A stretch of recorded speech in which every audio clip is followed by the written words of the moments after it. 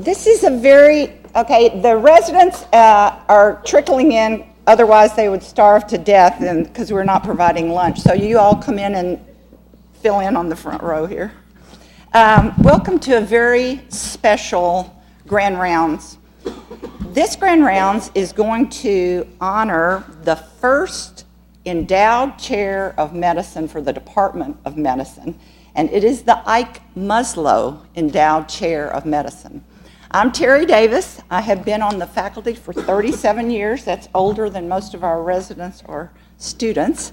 And when I came, Dr. Muslow was the dean. The next year, he became vice chancellor of what was then the statewide School of Medicine. And then he and Donald Zadek and other community leaders established the LSU Health Shreveport Foundation. We got lots of special guests, along with Dr. Muslow and his wife Bert and their family. We have community leaders, LSU Foundation members, former faculty, alumni, administrators, staff, and several faculty wives, including Martha McDonald. We want to honor both Ike and Bert, who together have nurtured the Medical School and Health Sciences Center since its beginning and continue to be leaders for quality healthcare, education, oh wow, I'm choking up, and music in the community. We made a video for both of you, and a book that I will give you in a little while that is a collection of 50 years of remembrances. Many of you have written a tribute.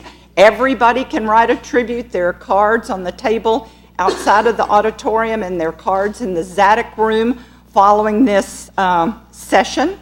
Then, after all of that, Dr. Egerstadt, who is the Vice Chancellor of Academic Affairs and Vice Dean, you got a lot of vices in there, Jane, will give a brief history of this endowed chair, which has been in the works for a while. Jay Marion, the acting head of the Department of Medicine, will announce its first recipient, and then we'll play a video by Dr. Ghali, who's in India, but he wanted to be here, so he has a few things to say. Then, for the students and residents and fellows here, the first recipient is going to tell us what he's going to do to help you. How can he help students and fellows and residents and faculty? What can he do for the Department of Medicine in the school, particularly to kind of jumpstart us in clinical research? After Grand Rounds, we're going to have a reception in the Zadek room downstairs, and we have cookies. We couldn't afford a luncheon, but we're happy to give you cookies and coffee. And before I play this video, I have a message for all the students and residents in the auditorium. Listen closely to this video. Faculty reveal specific lessons they learned about clinical care, teaching, and professionalism from observing Ike Muslow. And they share quiet kindnesses that they experienced from both Ike and Bert. The video contains pearls that none of us learn in PowerPoints, textbooks, or on the internet. Faculty give examples of Ike Muslow's embrace of Osler's advice over 100 years ago. Listen to your patient. He is telling you the diagnosis. And to share one of my lessons learned from shadowing Dr. Muslow on the wards and in teaching sessions, I will quote that great philosopher, Yogi Berra. You know, you can observe a lot just by watching. So watch this video and listen and learn. Okay.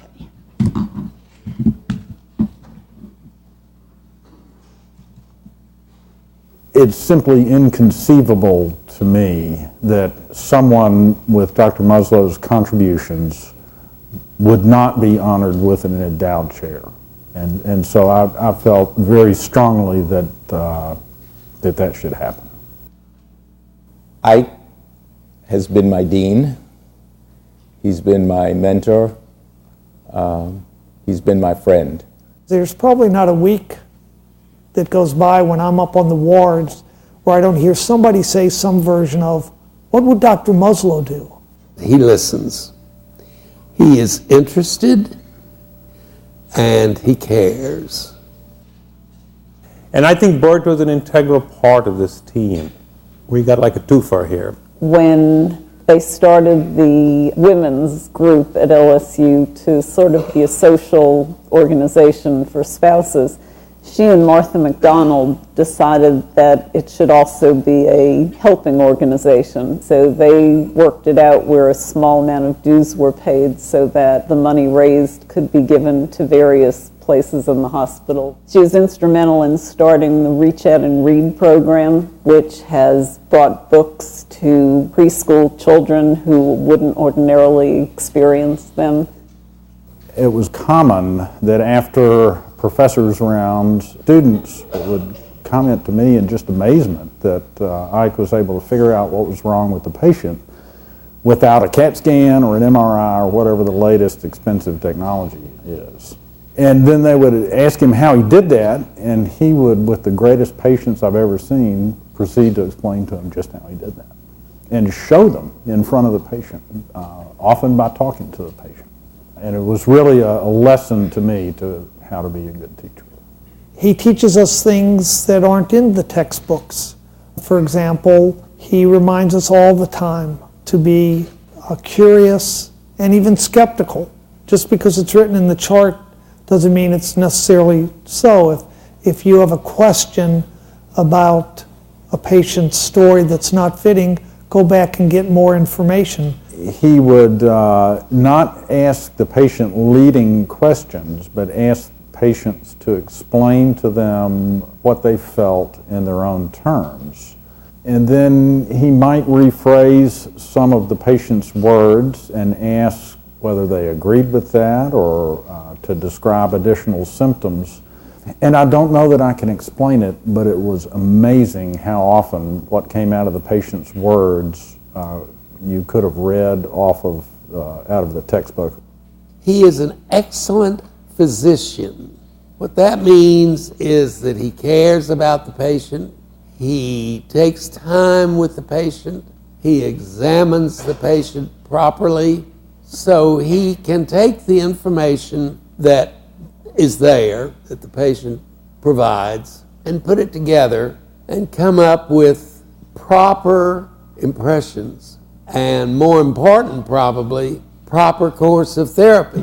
There was a guy at the VA that had like $1 million workup, EKG, they couldn't figure out what was wrong with him. Dr. Muslow walks in and says, he's got a supraclavicular lymph node, you might want to biopsy that. And as always, he hits it on the head. I have a really personal story to relate with him that goes back to many years ago. It was about 7 years ago. I was operating on somebody at Willis 9 for a back operation. And then the day before he was going to leave, he says, is Dr. Muslow still work at the medical school? And I said, sure. He says, 50 years ago, my wife was giving birth to my daughter, and she went into kidney failure. And at that time, the only place you could get dialysis was in the med school. Dr. Muslow had started that unit. And he said, he was almost angelic. He said, that man stayed up with my wife every night for 3 nights in a row. He dialyzed her, he saved her life. My baby's fine, and my wife is fine. And you were to ask people in the region who have no medical background to name the one person most responsible for a transition of a regional charity hospital into a national academic health sciences center. The one name that would unanimously be said is Dr. Ike Muslow. In my opinion, Ike is one of very few people who's responsible for the existence of this institution. I really don't think that we would be here without Dr. Muslow. His contributions are immeasurable. I mean, just the transition from a charity hospital to a health sciences center, to the economic impact it's had in the region, to recruiting faculty from across this nation to come here and educate our students and residents and care for the patients we serve. Congratulations, Ike, to you and Bert on receiving this great honor. It's an honor for me to stand here as a representative of the faculty and those hundreds and thousands of physicians who you've trained over the decades. Ike, thank you for being you because you give people like me permission to be me. Congratulations, Ike and Bert. Bert was an equal partner and supportive of Ike through everything he's done, and he truly has done an amazing job for the community.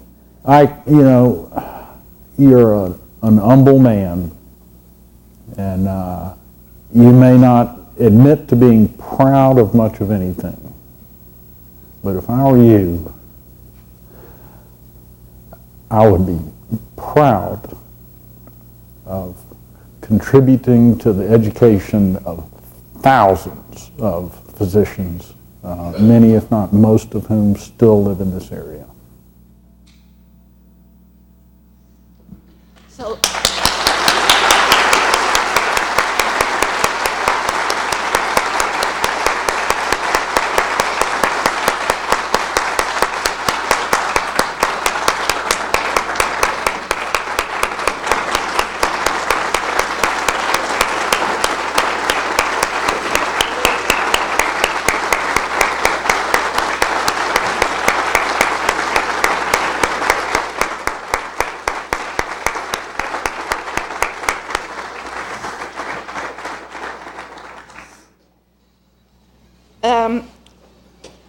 So I want to say one thing. Lisa Higginbotham over there with the camera took hours of these tributes and scaled them down to 7 minutes. And so this was truly a gift, and I want to recognize Lisa too.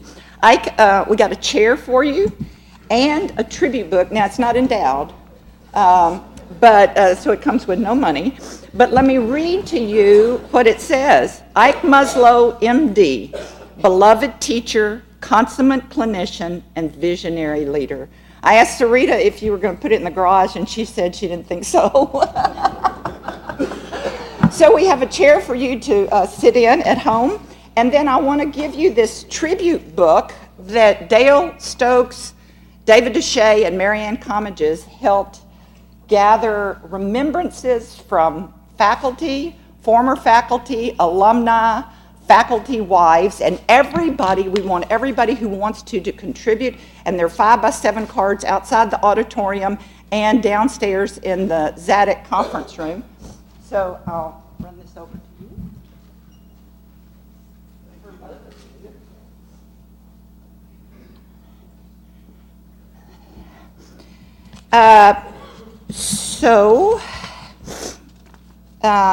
Now Dr. Eggerstadt will tell you a little bit about the history of this chair, and then we'll bring up Dr. Marion.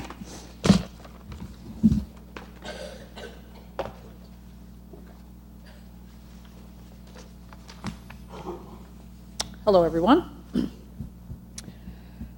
The Ike Muslow chair, this is kind of like your didactic lecture on the Ike Muslow chair. The Ike Muslow chair was established in 2010 by a group of donors who wished to honor Dr. Muslow and his work and what he meant to this institution and still means to this institution.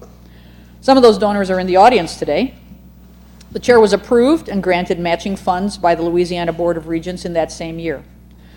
The recipient of an endowed chair by the Board of Regents is called an eminent scholar and will join the Louisiana Board of Regents Society of Eminent Scholars. So it's a great honor.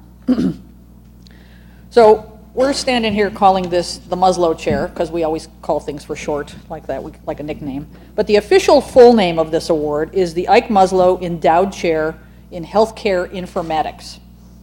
So some of you, with the exception of Dr. Platt, usually folks with hair approaching the color of mine, may be saying, what in the world does that mean?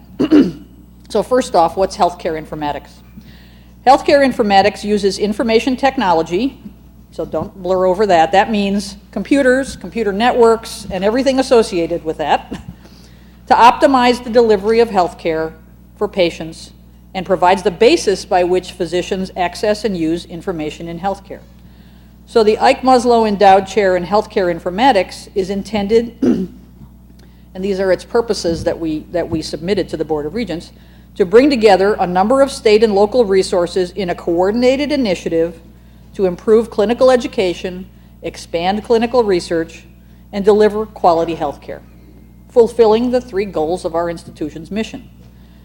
So it was conceived at that time because we saw a number of things coming together, as it were. Those resources include the large amounts of data available from a statewide electronic health record system. So as we instituted EPIC, as did our sister school and other places in the state, suddenly electronic health data is suddenly available to use for research. Because also of the existing clinical research infrastructure we already have here at LSU Health Science Center Shreveport, including the health literacy research expertise, sitting to my right, and again, so those things combining and coming together at the same time, and then furthermore, our campus and regional expertise in healthcare informatics itself. Like the career goals of its namesake, the aims of the Ike Muslow Endowed Chair dovetail flawlessly with the mission of our institution, to teach, heal, and discover in order to advance the well-being of the region and beyond. This chair will provide educational possibilities to increase interest and commitment to primary care fields among our students and residents. This is a particularly important thing with the healthcare shortages that are faced by our state and our nation. It will also provide a very important avenue by which clinical research opportunities can be expanded for faculty, research, residents, fellows, and students. And finally, both the added educational impact and the clinical research I just alluded to will have a significant positive effect on the thing we try to do here every day, provide the best care we can for our patients. So thank you. And now there will be a short quiz about what the Ike Muslow Chair, just kidding. And I'd like to introduce Dr. Jay Marion, who will introduce the message from Dr. Ghali and also present to you the first recipient of the Ike Muslow Endowed Chair in Healthcare Informatics.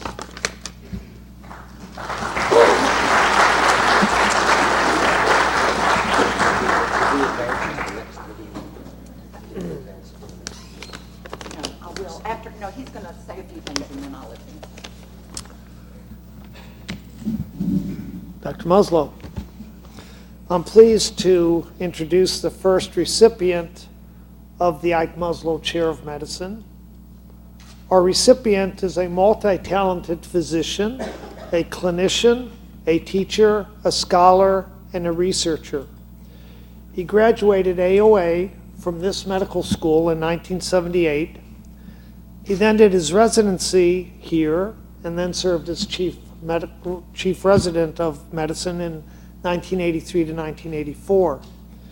He followed this with a fellowship in critical care, but this didn't keep him busy enough, so during his residency he commuted to LA Tech and earned 2 master's degrees, one in biometry and a second in medical engineering. He then went to Case Western Reserve to earn a PhD in biomedical engineering, which he accomplished in 1985. Wasn't enough. He still needed a bigger CV, so he decided to earn 2 additional master's degrees from LSUS in business and computer systems technology. Still not enough. He then earned a 5th master's degree in bioinformatics from the University of Manchester in the United Kingdom. He's a productive researcher and scholar. He has over 100 peer-reviewed publications, 30 book chapters, and 87 abstracts. He has been an invited speaker at numerous conferences in the United States and abroad. He has served on the editorial boards of the International Journal of Healthcare Informatics and the American Society of Artificial Internal Organs. He has served as PI or co-PI on 60 federally funded or industry-supported grants. He was chairman of IRB for 10 years. He's a highly respected teacher of medical students, residents, fellows, junior faculty, and senior faculty. He's a professor of medicine, emergency medicine, pediatrics, neurosurgery, and anesthesiology. So I am happy to announce that the recipient of the Ike Muslow Chair in Internal Medicine is Dr. Stephen Conrad.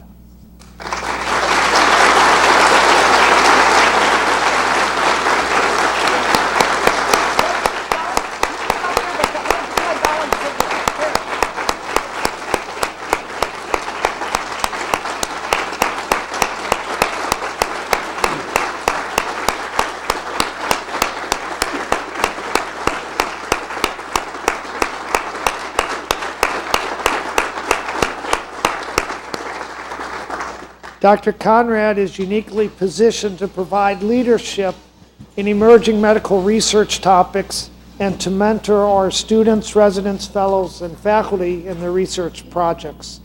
He will provide needed formal education in bioinformatics, which is one of the most rapidly growing disciplines in healthcare today. Help me please congratulate Dr. Conrad again.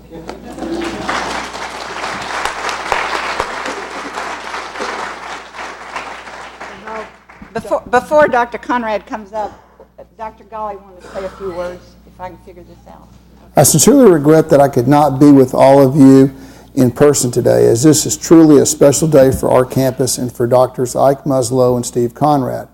An endowed chair in the name of Dr. Muslow honors a person whose life is intertwined throughout every aspect of this campus and through our alumni all across this great nation. His skills as an administrator and a teacher will never be rivaled. His ability to accurately diagnose patients is well known and has always been very impressive to us students and faculty alike. Couple that with Dr. Muslow's vision and leadership to start the LSU Health Sciences Foundation, and we have nothing short of our own living legend. I salute you, Dr. Muslow, and thank you for your lifetime of support to our Health Sciences Center. It is exciting to know that through this chair, your impact on our campus will live on in perpetuity. I believe that there could not be a more fitting chairholder than Dr. Steve Conrad. Without question, Dr. Conrad, you emulate the work ethic, love of research, and excellence in teaching for which Dr. Muslow is so well known. I extend, as Chancellor, my sincere congratulations to you on being named the holder of the Muslow Chair. My hope is that today will be a very special day for the both of you.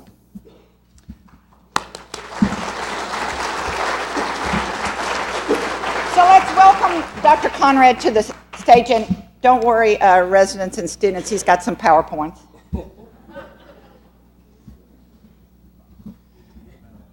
I'm going to start off without a PowerPoint.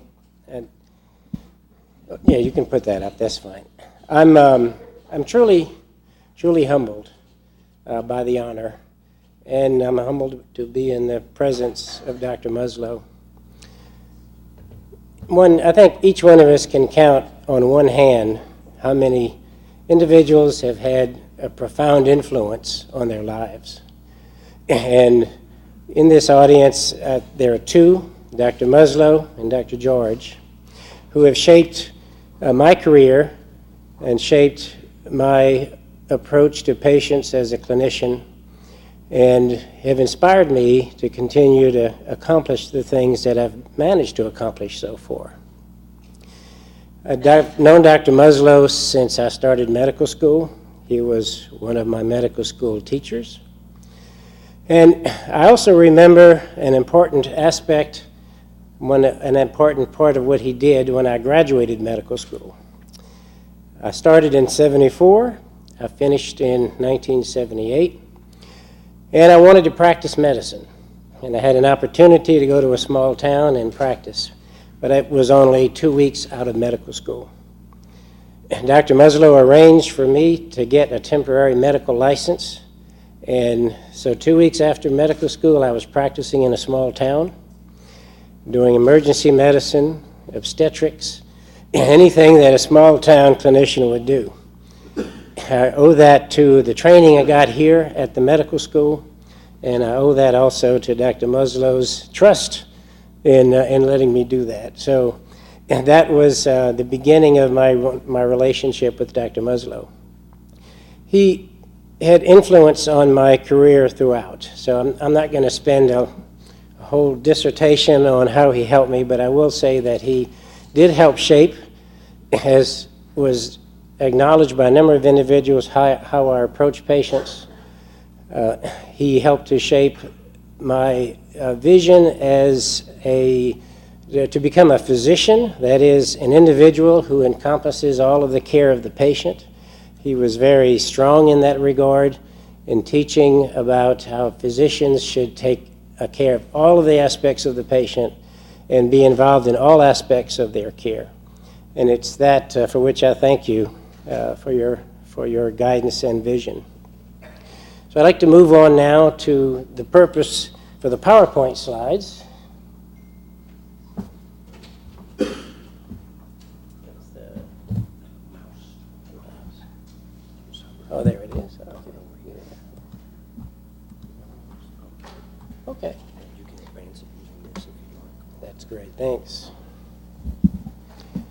So I want to just spend about 15 minutes on I think how we can move forward with clinical research, some of the new opportunities, as well as some of the significant challenges that we need to overcome in today's society and today's research environment.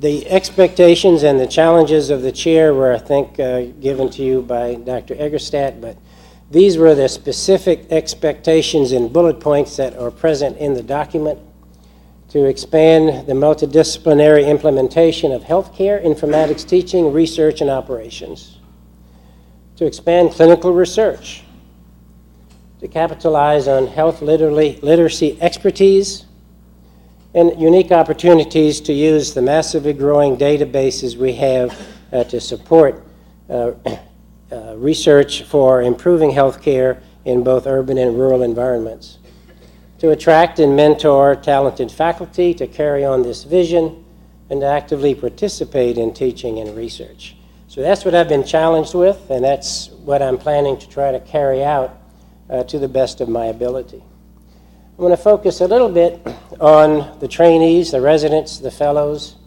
and even the junior faculty. We identify our role as residents to perform 3 services. One is clinical service, providing good care to our patients. The other is medical education, and that's why they're residents. They're learning to become physicians. Same for students and fellows, and to participate in research. Now, we tend to have residents and students focus on the top 2, but the bottom 2 is listed as a clear aspect of training for medical students, residents, and fellows. And it's been raised, is this rationale inconsistent with clinical training? And I submit, no, it is not.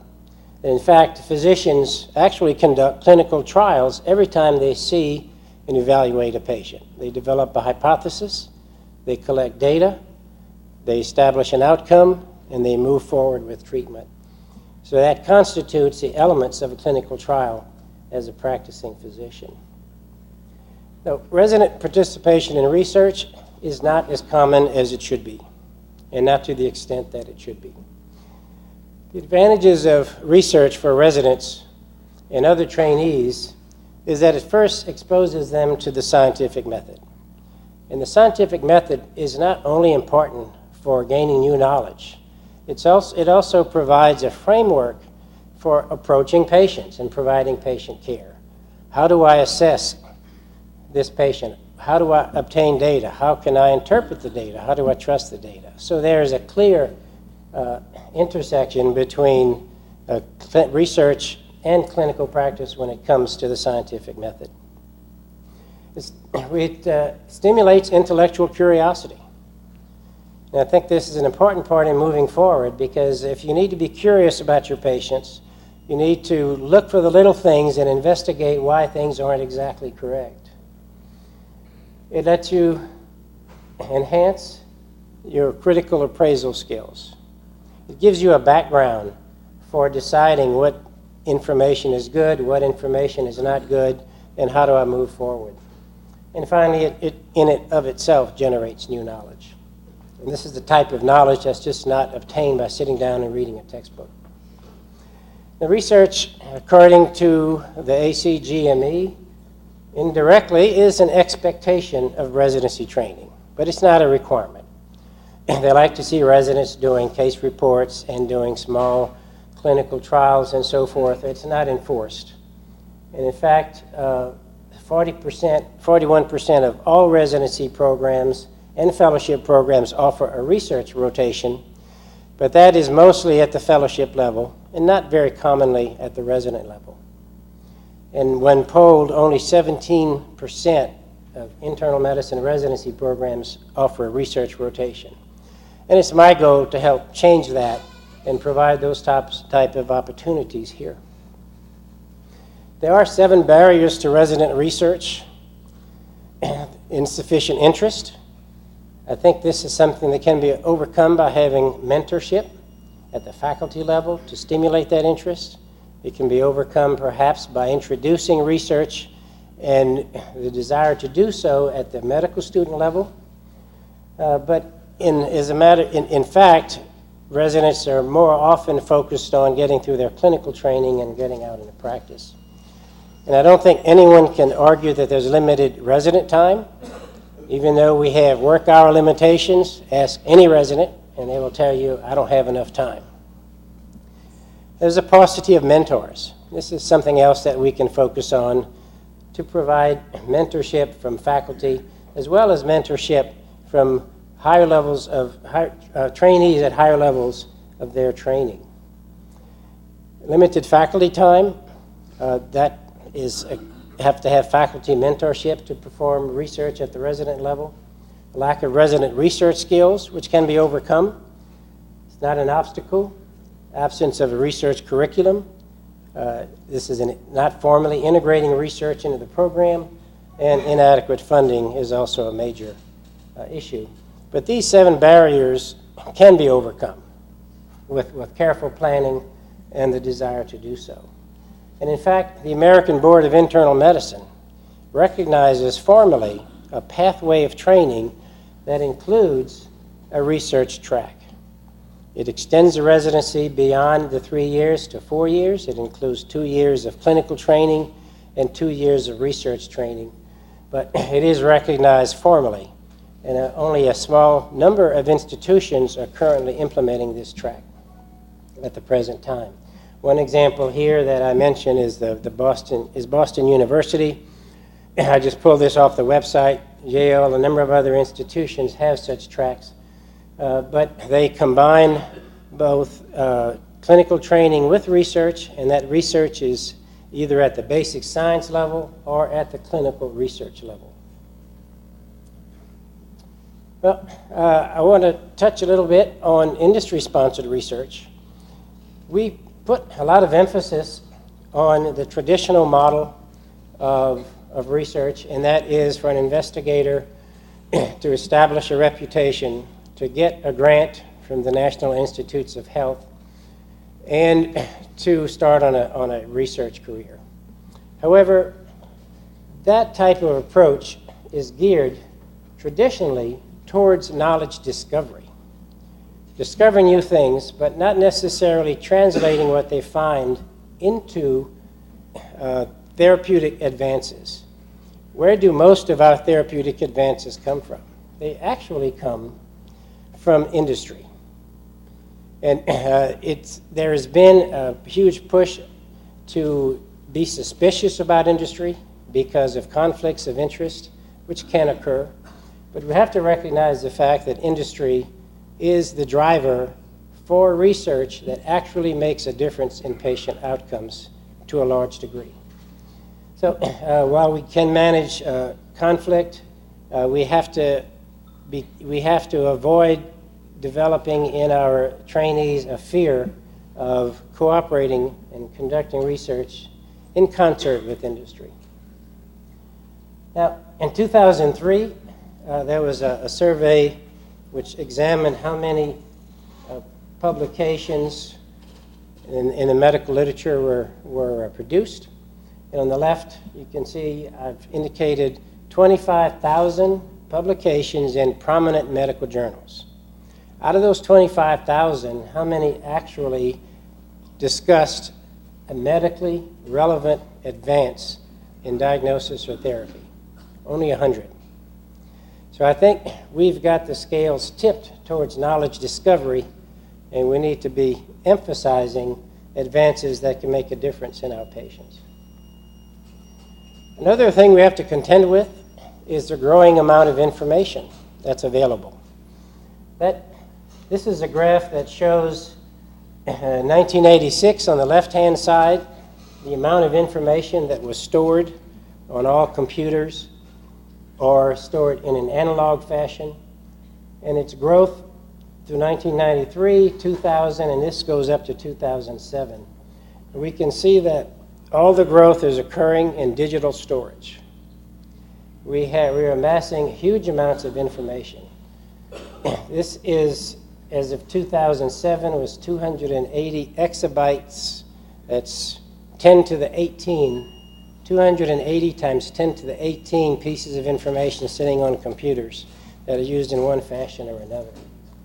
And that has led, that growth has continued and has now encompassing a field of study and a field of includes expertise called big data. Okay? What is big data? We hear about it all the time. We know it's coming, it's here, we can't stop it. How can it help us? But big data is defined as data sets which are so large that traditional data analysis techniques and processing techniques are inadequate. So standard statistical methods, your biostatistician, are not trained or have the tools in managing big data. They require a whole different set of tools, which is moving into the realm of the bioinformaticist. A number of sources of these, from electronic health records to clinical research databases, genomic studies, and now the growing role of implantable and wearable devices that continue to generate data faster than we know how to process. And the types of techniques that we now need to look at, rather than doing means and standard deviations and correlations, we're looking at things such as unsupervised learning for pattern recognition, network analysis for looking at how the complex, for example, of pathways with intracellular molecular functions. These are all totally different approaches that we have to embrace in moving forward. Now, if you look at the bottom on the right, you see we're in the zettabyte range. We are accumulating data now so rapidly that we have to describe it in terms of 10 to the 21 pieces of data. Now, how big is 10 to the 21 pieces of data? Well, if you were to play a YouTube video that was 1 zettabyte in size, you'd be watching that movie for 150 million years. Okay, so we're talking huge numbers. For big data characteristics, they're large, they're variable, they're uncertain. There's inconsistency that has to be dealt with. Biostatisticians don't like inconsistency. They want pure data sets. And there's messy data that we have to deal with. So that's why these new techniques have to come out. But big data can be very helpful. It can enable us to extract patterns and learn things that we can't otherwise obtain. And the applications in healthcare include personalized medicine, precision health, where we can target therapy specific for a patient based on their genome or their proteome or metabolome or one of the omics that we now describe. Prescriptive analytics, clinical risk intervention, identifying adverse events, or the potential for them before they even actually happen, I think are going to be some of the outcomes of utilizing this approach. Number of barriers to adoption. It requires expertise. We can't keep up with training individuals in this field. Security, especially in the medical field, but also in the financial and other fields, is critical. Visualization. We can easily plot a bell-shaped curve to show a mean and a standard deviation, but how do you plot 120 trillion data points in 4 dimensions? How do we try to comprehend and understand that data? We're also being limited by computing power. We're catching up, but we still can't process many of these data sets fast enough to be useful. And a number of other internal roadblocks. So this data is coming from the medical field, from advances in genomics, proteomics, metabolomics, transcriptomics, and all the omics. In fact, if you go to Wikipedia, you'll even see omics as an entry because there's so many omics coming up that they're generalized under this term. But they give us an improved understanding of the molecular basis of disease. Biomarkers, increasing now, looking at genetic markers, looking at a number of other types of biochemical tests that can give us a clue as to what's happening with respect to disease. These come in large quantities, but they give us predictive information for diagnosis and disease progression and so forth. And then medical databases. Now that they're going electronic, the data that's available is continuing to grow. And that's just information overload. And that's one of the problems we have to deal with. Wearable Technologies. Your cell phone now generates more data than physiological monitor used to a few years ago. You carry this around in your pocket. It knows your location. It knows how much you've run that day. It knows how many stairs you've climbed. It knows your heart rate. It knows more about you than your physician probably does. So these are important pieces of data which have the potential to be used for medical advancements. I like to use this quote from Mitch Kapoor, who was an entrepreneur, who says that getting information off the internet is like taking a drink from a fire hydrant. So one of the things I've managed to do up to now in looking forward at trying to handle and to take on the task and the challenges of this chair has been to try to formalize education in clinical research. And if you're going to take time to learn the techniques and to implement the techniques, you ought to have some kind of merit badge to go with that. And so one of the approaches I want to implement is to investigate the feasibility of bringing in formal training in clinical research at the resident level, at the faculty level, and at the clinical research associate level. And I met with the graduate faculty at LSUS to explore the possibility of bringing a master's degree program to our campus, or the two campuses together, looking at joint sponsoring of this degree, and it appears it might be feasible. Early indications suggest that all the elements are in play. Courses are already being taught. We just have to put them together and add some additional, maybe 1 or 2 additional courses specific to clinical research. So I'll wrap up with the initiatives in addition to this that I'm currently planning on pursuing. And one is early on to centralize resident and fellow instruction in statistical methods, clinical trial design, and literature interpretation. Those are expectations of any residency training or fellowship training. The ability to interpret the literature and these basic statistical principles are present on board exams at the resident and the fellowship level. And right now there's no coordinated training within our department. Each section gives its own lectures and so forth. So I want to try to bring that together and provide that under a structured environment. I want to move and support improvements in the research and human protections infrastructure. I think we can make improvements on improving our process for clinical research approvals. I want to evaluate interest and feasibility of an internal medicine residency research pathway. This is something which is a little forward-looking, but I think we should start addressing it now. Identify research mentors at both the basic science and the clinical faculty level. Identify individuals who can serve as mentors for residents who are interested in research. Because I come across residents all the time that have an idea, just can't get hooked up with the right person, and then they lose interest. I did mention the degree track in clinical research, which we're going to look at, which would be of interest clearly to research coordinators, since they're involved a lot in the conduct of these trials, but also faculty and residents, perhaps. And I want to explore the rich database that we have, our statewide EPIC system, and to look at mining it, linking rural providers with our urban providers for purposes of health literacy research, research into disparities in health outcomes, which has been a big focus of Terry Davis and others that she works with. And my final goal is to really overcome the 7 barriers that I mentioned earlier. So with that, I'd like to thank you for your attention. And I again want to express my sincere appreciation for the recognition in receiving this chair.